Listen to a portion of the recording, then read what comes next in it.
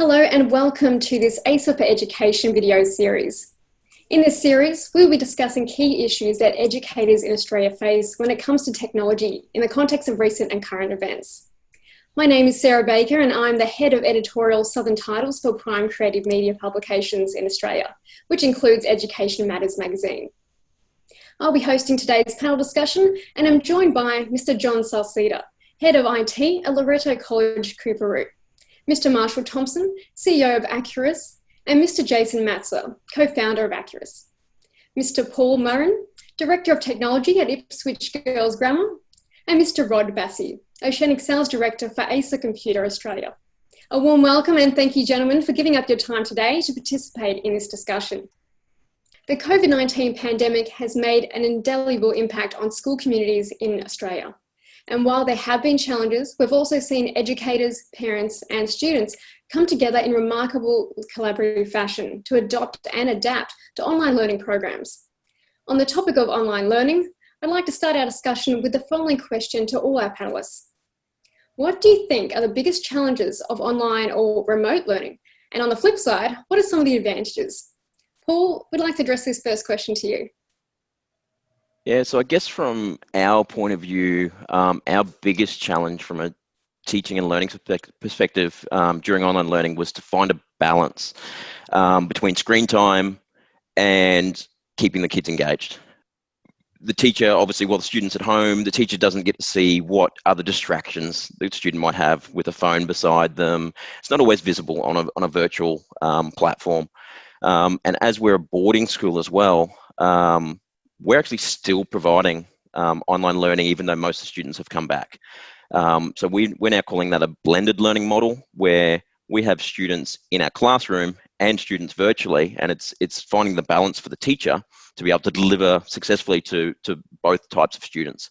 So that's been a challenge for us. But I guess from a technical point of view, we've had some great hardware to support us through that model. So that's a benefit for us is the technology path we've gone down. Technology is easy, so it's allowed us to focus on being able to upskill our students and staff on being able to deliver online. Very interesting. Thank you so much, Paul. And John, you also work in the school, and what's your perspective on this? For the challenges, number one is keeping motivated. If not motivated, students and staff can find it difficult to keep their focus. Next challenge is the lack of experience and skills. Remote learning is not new, but not the norm for both teachers and students. As such, there is lack of experience and skills in delivery for teachers and in learning for students. Lack of interaction with their peers and teachers.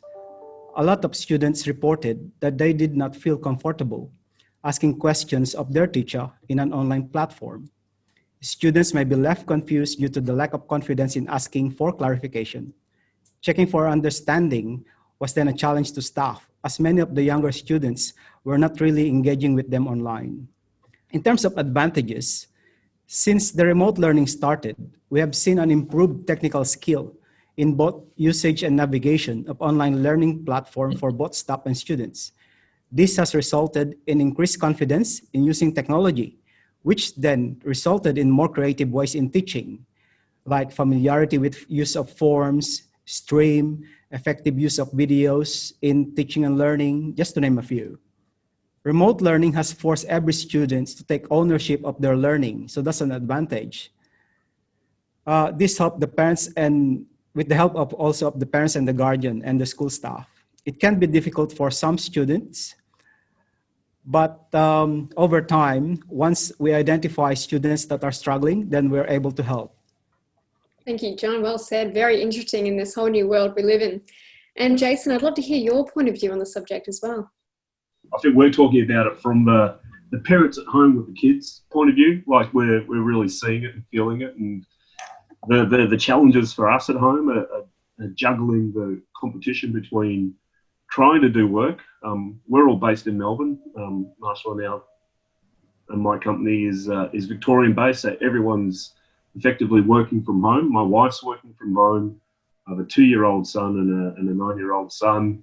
And I don't know if you can hear in the background, but my 2-year-old son's just been having a tantrum for about the past 15 minutes, screaming. Hopefully it's not loud enough to make it onto the video, but I can literally hear him crying in the background while we're talking about this. And that's a challenge, right? It's a distraction for everyone. We're all at home. We're all in each other's way.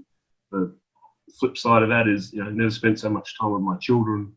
I absolutely love it. I've never been so involved in my son's curriculum at school. My 9-year-old, I really know what he's doing, and I'm able to sort of work alongside with him and participate in that. And for the next question, I'd like to address this to John and Paul respectively. What measures has your institution taken to better engage students in online learning? For us, there are several areas that the school has acknowledged that are important to help engage the students in online learning. And one of them is infrastructure. At the end of February, our online infrastructure is ready, just waiting the final switchover. Office 365 SharePoint is solid. Initial themes from our task database were created. File servers are on the cloud. The college internet is on 10 gig, and we have several backup lines. We are utilizing data analytics as well. We refer to data we collect from teachers about students' performance, engagement, and also feedback from students themselves and parents. This information is then processed, and if there are concerns, a follow-up is done by the college through the appropriate team like teaching and learning, pastoral team, counselors, IT, or whichever department. We open up remote technical support for students. So we provide support to students through chat, remote access, video conferencing, in providing answers to their queries. Staff communication with students. There is constant communication asking students how they are traveling. For now, we are continuing to use the online platform established earlier in the year to increase virtual literacy for students and staff. So there's always the follow through so that whatever we learn, we don't lose it. Thanks. Thank you, John. And Paul, over to you. Our biggest struggle was finding the balance. I think our expectations were set very high to start with, and we were expecting our students and staff to come to every single lesson like they were on site. And that was burning out our students and our staff very quickly. So we adapted pretty quickly, made sure we planned in downtime so the kids could go for a walk, go outside. Our PE department created a exercise video that the kids could follow along with every day. And then we tried to make sure we got our life skills classes, we brought them back so that our students' social aspects were met every day. We found that was very lacking for our students. And when we came back once we got all our students back on site, our executive team, we did an executive retreat, which included all our executive members. We got key teachers and students involved in this process.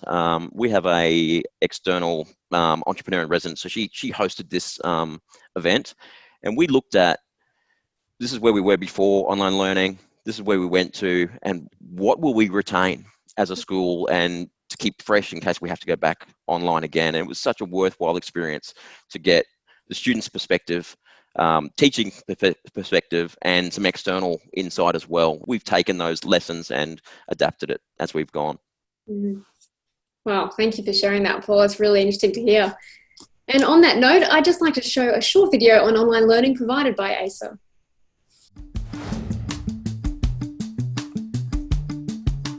Increasingly, online learning is becoming the norm for students everywhere. At ASA, we believe students should have access to the best hardware specifically built to meet their learning needs. ASA's range of education laptops are designed for online and remote learning, with inclusions such as extended battery life, Windows 10 Home Pro academic feature, multi-touch displays, and dual-facing and wide-view cameras. Laptops such as the Spin 3 include Thunderbolt 3 ports, which are 8 times faster than regular USB ports for maximum speed and efficiency, and have Wi-Fi 6 for increased bandwidth.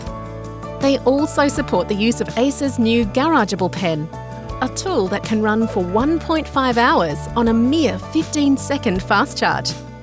For students everywhere, ASA's education laptops are portable, flexible and durable, supporting optimal learning in and out of the classroom. Now, to continue on from that short video, Rod, can you answer this final question for us? With the need for schools to implement online learning tools within a short time due to COVID-19, how has ACER responded to that demand? Thanks, Sarah. Particularly at the outset of this COVID-19, there was an unprecedented demand across the nation, particularly Eastern Seaboard. And with ACER, as we actually do assemble our commercial grade products locally in Australia at Homebush West in Sydney, for that particular reason, we have to plan the raw materials that go into making these devices a good 4 to 6 months in advance. It's an acquired discipline to be able to do that with supply chain management, and we've been doing it for many, many years. So it was refreshing and pleasing to be able to cater to so many in education and other sectors as well. Very interesting. Thank you, Rod. And that's been encouraging to hear, but it also brings us to a nice conclusion to the topic of online learning.